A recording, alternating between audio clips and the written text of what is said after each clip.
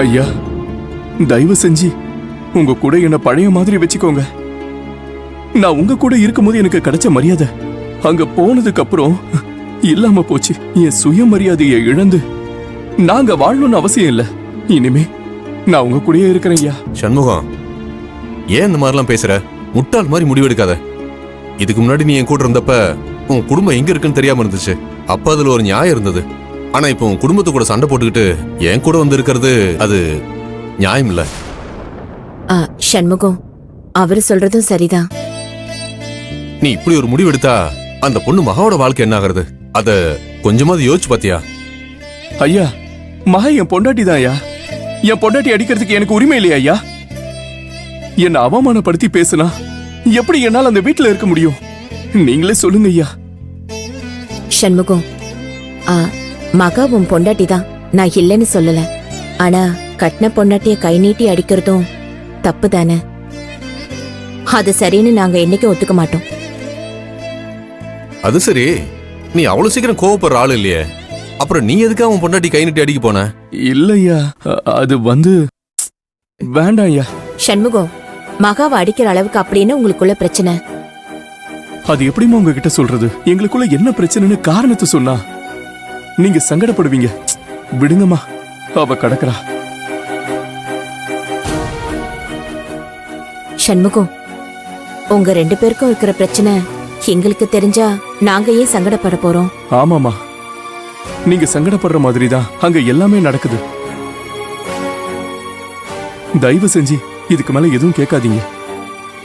என்னால உங்ககிட்ட உண்மையை சொல்லி உங்க மனசை கஷ்டப்படுத்தவும் முடியாது. சண்முகம், அப்படி என்ன நடந்துச்சு? இங்க பாரு, எதுவா இருந்தாலும் எங்க கிட்ட மறைக்காம சொல்லு. அதுதான் நீ எங்க மேல காட்டுற விசுவாசம். சொல்லு சண்முகம். சண்முகம், ஏன் மறைக்கிற? என்னன்னு சொல்லு. பின்ன என்னங்க ஐயா, நம்ம செல்வியை பத்தி தப்பு தப்பா பேசினா எனக்கு கோவம் வருமா வராதா? செல்வியை பத்தி உங்களுக்கு என்னமா தெரியும்?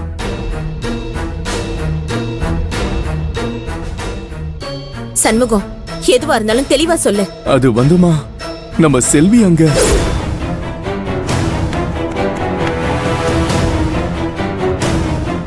நேத்து செல்வியும் வேலுவும் 4 லட்சம் ரூபாய் பணம் கொடுத்தாங்கல்ல, அந்த பணம் இப்ப காணோம். இதோ நிக்கிறாங்களே, இவங்க உண்மையாவே பணம் கொடுத்திருந்தாங்கன்னா அதுவும் அங்கதானே இருந்திருக்கும். இப்ப அத மட்டும் காணும்னா என்ன அர்த்தம்? எங்க அவ நம்ம 2 பேரையும் ஏமாத்தி இருக்கா. அவ ஒரு துரோகி.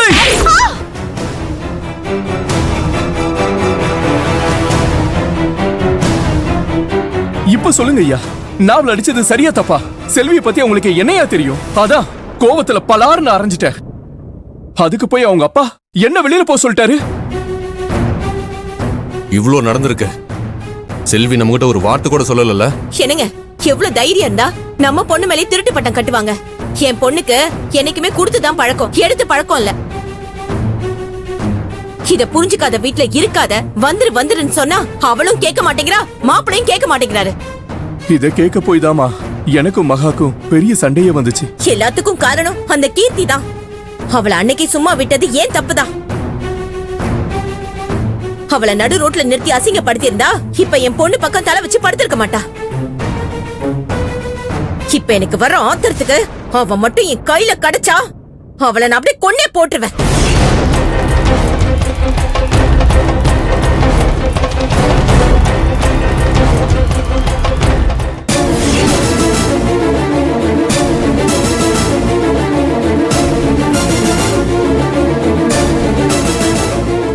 மணல்மணி,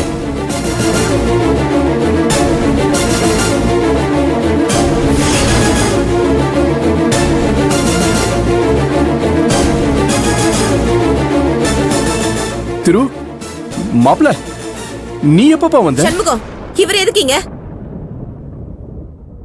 அதான் இவருக்கு நமக்கு ஒண்ணு இல்ல நாய் போச்சுல, அப்புறம் எதுக்கு இவர் இங்க வந்திருக்காரு? அம்மா கொஞ்சம் இருங்கம்மா, நான் கேக்குறேம்மா. மாப்ள, என்ன விஷயம் மாப்ள? என் பொண்ண மொத்த குடும்பமும் சேர்த்து திருடி ஆக்கிருக்கீங்க. அத கேட்டு சண்முகத்தை அவமானப்படுத்தி அனுப்பியிருக்கீங்க. இப்ப என்ன பண்ணலாம் நீங்க வந்திருக்கீங்க? இல்ல, நான் பேசாதீங்க.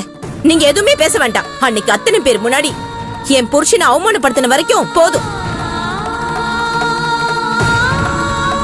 உங்க பொண்டாட்டி எத்தனை தடவை என் புருஷனை கொலை பண்ண முயற்சி பண்ணா அவளால முடியல. அதனால நீங்க வந்து முயற்சி பண்ணலான்னு பார்க்க வந்திருக்கீங்களா? கொஞ்சம் பொறுமையா இருங்கம்மா. என்ன சண்முகம், நீ வக்காலத்து வாங்க வரியா? ஒரு நல்ல குடும்பத்துல என் பொண்ணை கட்டி கொடுத்துருக்குன்னு பெருமையில இருந்தேன். ஆனா என் பொண்ணை இப்படி ஒரு தப்பான குடும்பத்துல கட்டி கொடுத்துட்டு அங்க அவளும் இங்க நாங்களும் நெஞ்சில நெருப்பு சுமந்துகிட்டு இருக்கோம். சுத்தி நடக்கிற விஷயத்துக்கெல்லாம் சூத்திரக்காரி யாருன்னு தெரிஞ்சிருந்தும் என் பொண்ணை இப்படி பாடா படுத்துறீங்களே, இதெல்லாம் உங்களுக்கே நல்லா இருக்கா? பெத்த வயிறு பத்திக்கு எரியுது. மனசார சொல்றேன், என் பொண்ணை கஷ்டப்படுத்தி பாக்குற யாரும் நல்லா அனுபவிப்பீங்க. என் கண்ணீரெல்லாம் உங்களெல்லாம் சும்மாவே விடாது. அந்த கடவுள்னு ஒருத்தர் இருக்கா. இப்படி ஒரு கொலைகாரி வீட்டையே ஆட்டி படைச்சிட்டு இருந்தோம் அவளை வீட்டை விட்டு துரத்தாம அவளை தலைமையில வச்சு கொண்டாடுறீங்களே, நீங்கெல்லாம் மனுஷ ஜென்மமே கிடையாது. இப்படிப்பட்டவளை பொண்டாட்டி அடைஞ்சதுக்கு எந்த ஆம்பளையும் உடம்புல உசுர வச்சுட்டு இருக்க மாட்டான்.